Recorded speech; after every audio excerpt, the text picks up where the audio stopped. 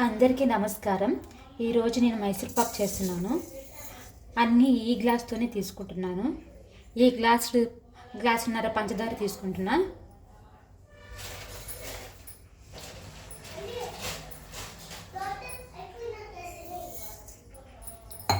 ఇందులో కొంచెం నీళ్ళు పోసుకుని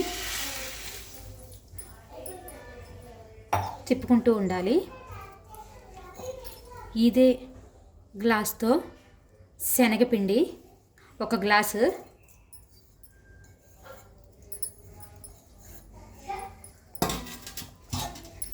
ఈ గ్లాస్తోనే గ్లాసున్నర ఆయిల్ తీసుకున్నాము. ఏ ఆయిల్ అయినా పర్లేదు, నేను పల్లి ఆయిల్ యూజ్ చేస్తున్నాను.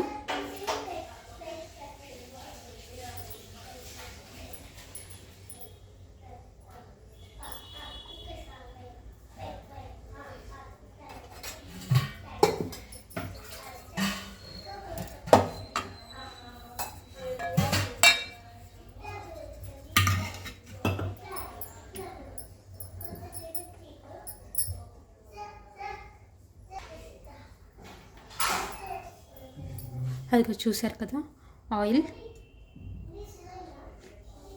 గ్లాసున్నర వేసుకుందాము. ఇది కూడా హీట్ అవ్వాలి బాగా.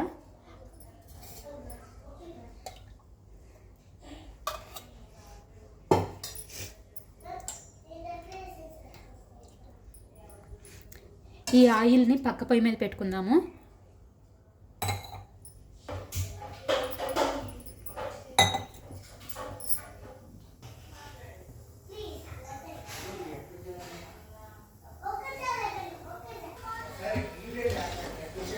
ఇలా పాకం వచ్చేంత వరకు కలుపుకుంటూ ఉండాలి.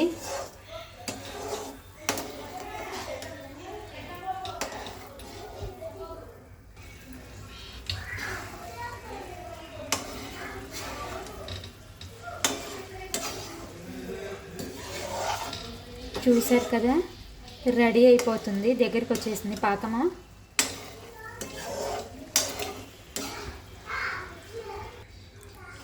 చూసారు కదా, పాకం అయితే రెడీ అయిపోయింది.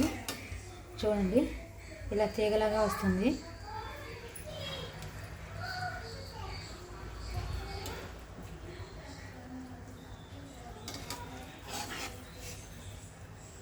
ఇప్పుడు ఈ గ్లాసు శనగపిండి వేసేసుకుందాం.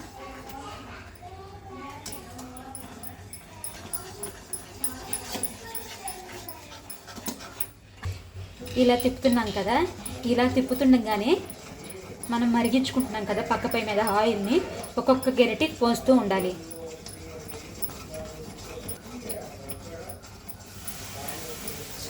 చూడండి అలా నురగల్లాగా బయటకు వస్తుందా.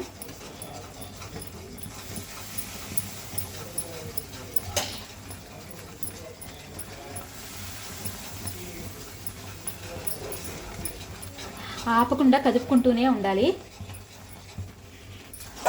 చూసారు కదా, ఆయిల్ పైకి వచ్చేంత వరకు ఇలా కలుపుతూనే ఉండాలి.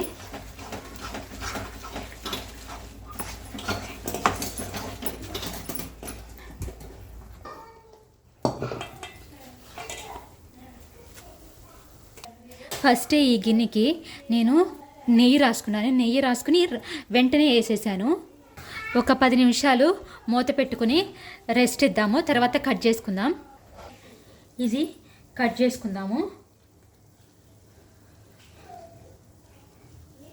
గట్టి పడక ముందే కట్ చేసుకోవాలి, తర్వాత కట్ అవ్వదు. చాలా బాగుంటుంది, గుల్లగుల్లగా చూపిస్తాను మీకు. తర్వాత తీసి 2 గంటల తర్వాత ఇప్పుడు ఈ మైసూర్ పక్కని ఇలా ప్లేట్ పెట్టి తిరిగేసుకుందాము. అది చూసారా,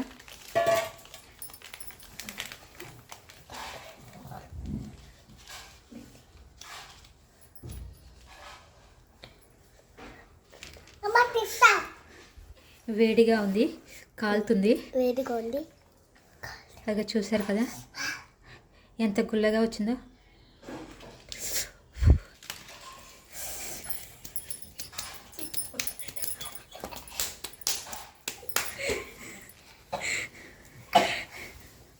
చూసారు కదా గుల్లగుల్లగా ఎలా ఉందో. చూసా ఇక్కడ కులకులకి వెళ్ళాలి. ఇది వేడిగా కూడా ఉంది.